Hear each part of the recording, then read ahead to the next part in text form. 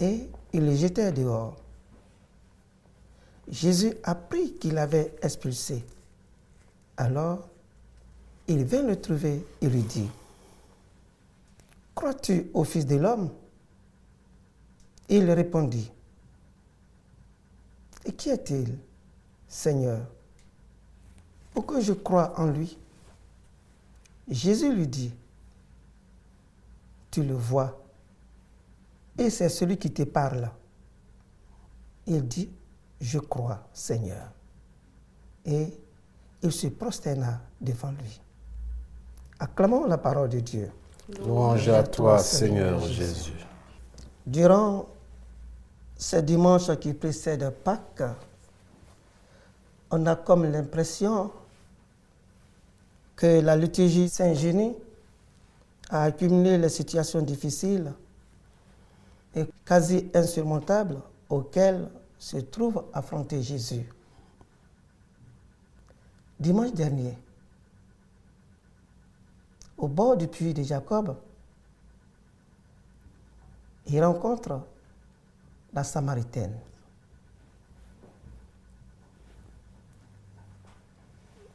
Le 5e dimanche, ce serait Lazare, la mort de Lazare. Le peuple, les Juifs étant rassemblés, regardaient le Seigneur, qui était debout à l'entrée du tombeau de Lazare. Ils attendaient. Et les commentaires allaient de bon train. Aujourd'hui, il s'agit de la rencontre avec l'aveugle de naissance. Qu'est-ce que cela signifie pour nous? Jésus prend l'initiative de venir vers son peuple en guérissant l'aveugle de naissance. Il montre ainsi la paternité de Dieu ou la sollicitude du Seigneur envers son peuple. Il est la source de toute guérison et de la totale santé de l'homme. Le Seigneur, devant l'aveugle-né, il lui applique la boue sur ses yeux, mélangée de salive.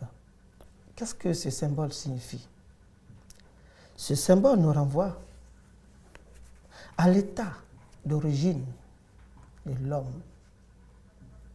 L'homme est fait de poussière. Mais Jésus qui est la résurrection, en appliquant la salive et la boue sur les yeux de l'aveugle, il montre ainsi que Dieu se solidarise de la souffrance de l'homme, de tout l'homme, de tout homme et de tous les hommes. Il vient pour sortir celui qui est rejeté, celui qui est dans le cachot, pour le mettre, le conduire à son admirable lumière. Dans la préface du dimanche, il a dit, il nous conduit à son admirable lumière. Il sort des ténèbres pour conduire l'homme à son admirable lumière. Donc, par cette guérison de l'aveugle, le Seigneur le sort de sa nuit pour le conduire à la lumière de la foi. Et ainsi de même, la Samaritaine aura aussi accès à cette lumière. Et la résurrection de Lazare, que nous irons à lire le dimanche prochain, pour montrer que la mort est le dernier mot et que Dieu a suprématie sur tout. Très bien. Le Jésus, Oui. il maîtrise la création, Oui. il maîtrise les forces du mal. Oui. Dieu ne se plaît pas. Quand tu vois ses enfants souffrir, Oui. il est venu pour libérer, pour guérir et mettre l'homme debout. Merci.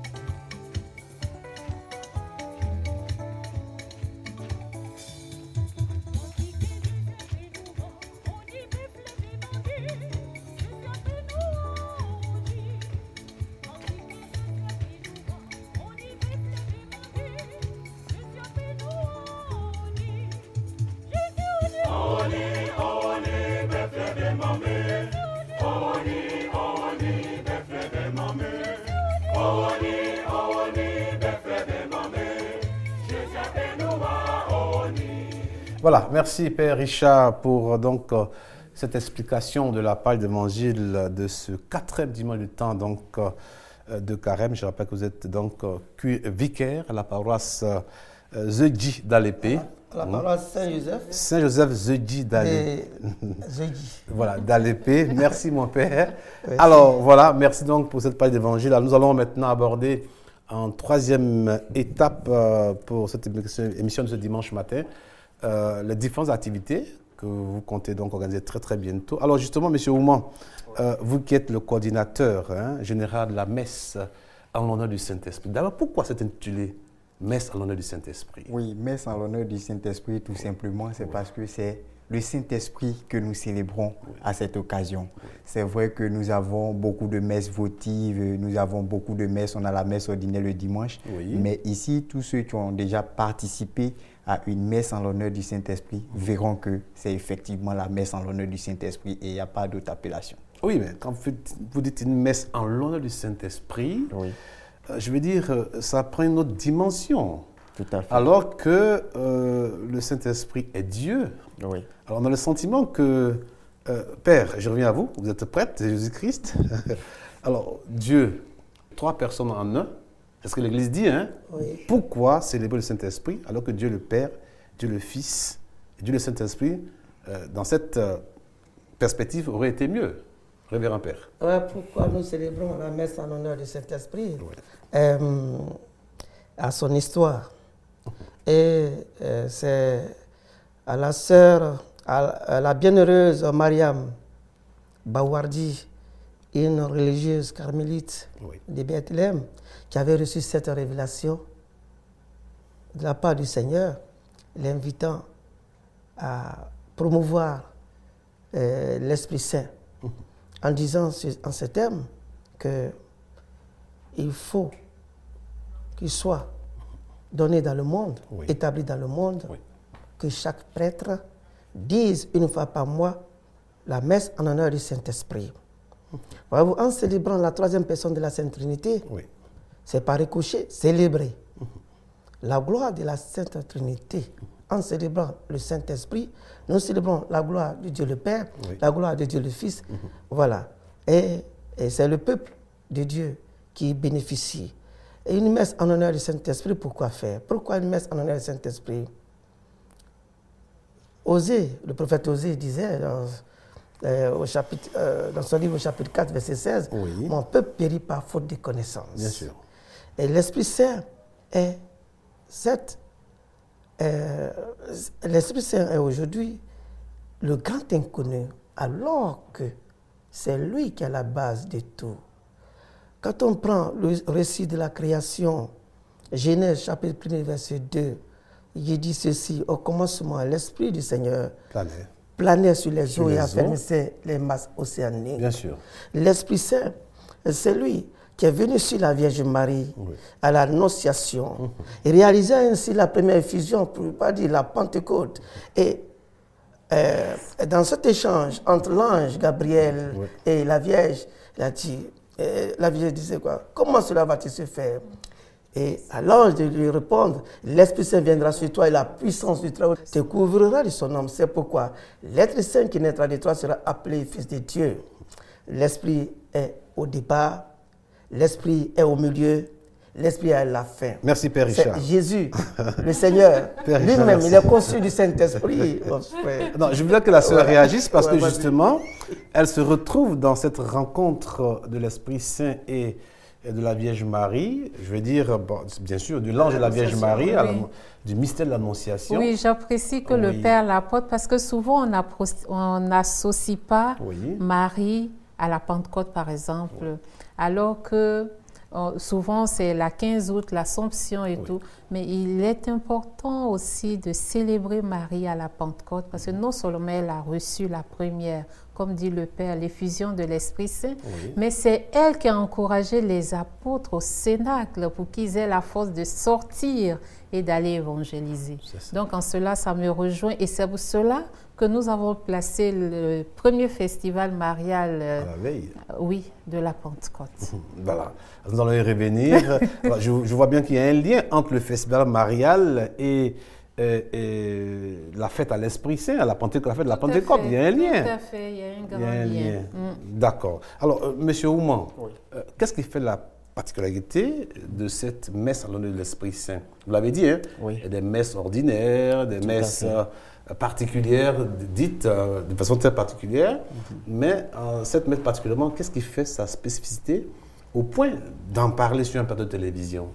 Voilà, en fait, d'abord, il faut remonter juste un peu. Il s'agira ici de dire que la messe en l'honneur du Saint-Esprit, il faut le dire, nous les chrétiens catholiques, on attend uniquement la Pentecôte pour parler le plus souvent du Saint-Esprit. Or, comme le Père l'a dit, le Saint-Esprit est en amont, est au milieu et en aval. C'est le Saint-Esprit qui conduit l'Église, c'est le Saint-Esprit qui fait nos évêques, nos papes et tout ça. Donc, pourquoi ne pas célébrer cette troisième personne de la Sainte Trinité? Maintenant, pour revenir à la particularité de la messe en l'honneur du Saint-Esprit, au cours de cette messe, au cours du déroulement de cette messe, parce que c'est tout un déroulement, il y aura d'abord un enseignement qui sera en lien avec le thème. Et pour cette messe... Alors justement, pour cette messe, qui fait l'enseignement? Oui, pour cette messe, celui qui sera chargé de faire l'enseignement, c'est le Père Basile Djoudjo, le recteur du Grand Séminaire d'Anyama. Et voilà, donc il sera là effectivement pour donner l'enseignement. C'est ça. Et en plus, qu'est-ce qu'il y a encore comme élément particulier qui transcende des autres messes? C'est vrai que la messe reste la messe, il n'y a pas 2-3 messes, mais je veux dire, quels sont les faits liturgiques, les actes liturgiques qui viennent fleurir votre messe? Voilà, effectivement, les actes liturgiques, tous les textes ici que nous sélectionnons, tous les textes qui sont lus ce jour-là sont en rapport avec le Saint-Esprit. Ah, d'accord. Voilà, tous les textes sont en rapport avec le Saint-Esprit et c'est aussi un moment particulier de communiquer sur le Saint-Esprit pour que vraiment les chrétiens catholiques s'approprient vraiment cette troisième personne de la Sainte Trinité. Alors, Révérend Père Richard, vous êtes un amoureux, je vais le dire, du Saint-Esprit. Ça veut dire tous les chrétiens le sont, mais vous l'affirmez, vous l'affichez. Pourquoi? Est-ce que vous avez une expérience particulière avec le Saint-Esprit, Révérend Père? Oh oui, je peux répondre par un oui. D'abord, le Saint-Esprit, c'est lui qui m'a mené à cette grande conversion. C'est ça. Et le petit secret, c'est la Vierge Marie. Ah, la Vierge Marie. la Vierge Marie, qui m'a montré le chemin de son fils. En me prenant par la main pour m'offrir à la troisième personne de la Sainte Trinité, c'est-à-dire au Saint-Esprit. Donc, si je vais rentrer dans cette genèse, on finira pas. Cela revient à vous parler de ma vocation. À comment le Père Richard a été... Nous sommes là pour parler de la messe. Non, ne parlons pas de la vocation. Mais c'est pour dire que c'est le Saint-Esprit qui crée le pape, qui crée les cardinaux, les évêques, les prêtres, les diacres. Qui conduit l'Église et qui la sanctifie. Le Saint-Esprit est l'anima ecclésié, c'est l'âme de l'Église. Sans le Saint-Esprit, on ne peut pas plaire à Dieu, on ne peut rien faire. C'est lui qui se fait l'interprète des paroles du Seigneur. Très bien. Merci, Révérend Père Richard. Merci, nous allons revenir tout à l'heure à vous. Alors, il est annoncé, en tout cas à Abidjan, un grand festival, le premier festival international marial au Sanctuaire marial national de Côte d'Ivoire. Alors, ce festival est l'initiative d'une nouvelle congrégation religieuse qui est en constitution. Et il est annoncé ce matin ici par Sœur Adou Pascaline. Alors, Sœur Pascaline, dites-nous, un festival marial à Abidjan. Oui. C'est tout neuf ça. Oui, pour la première fois. Oui. Et comme vous le disiez, cette édition sera accueillie au Sanctuaire marial. Oui. Mais c'est tout nouveau. À la base, qu'est-ce qu'on peut dire? Les motivations, les objectifs? Les motivations. Bon, il y a eu une rencontre bouleversante avec Marie me concernant et qui a changé toute ma vie. D'où ce désir profond de la faire aimer, de faire découvrir aux personnes, aux hommes et aux femmes, la maternité spirituelle de la Vierge Marie. Fait découvrir la grâce mariale. Parce que vous savez, les chrétiens catholiques, tout honteux quelquefois de déclarer qu'ils aiment la mère du Christ. Mais on ne peut pas accepter le Christ, adhérer à la personne du Christ et renier sa mère. C'est pas possible. C'est pas possible. Et moi, je me dis, de par mon expérience personnelle, je demande à ces personnes-là de venir dans ce festival marial faire une expérience forte, bouleversante et pérenne de Dieu par Marie. Voilà. Très bien. Alors, ce festival aura lieu au Sanctuaire marial d'Abidjan, à la veille de la Pentecôte? Oui, à la veille de la Pentecôte. Alors, quelles sont les grandes articulations de ce festival? Qu'est-ce qui va faire qu'il ne sera pas comme une messe comme une évangélisation ordinaire, mais qui va garder le caractère de festival? Voilà. Oui. Ce n'est pas seulement pour aller se surcharger de récitation de chapelets, mais ce festival se veut aussi un mouvement de prise de conscience de ce que chacun peut apporter dans ce pays pour contribuer au développement de ce pays. Et donc, dans cette première édition, notre cible particulière, même si nous invitons tout le monde, la cible particulière sera les hommes et les femmes de la santé et de l'éducation, qui sont aussi les axes de notre famille religieuse, pour leur dire Dieu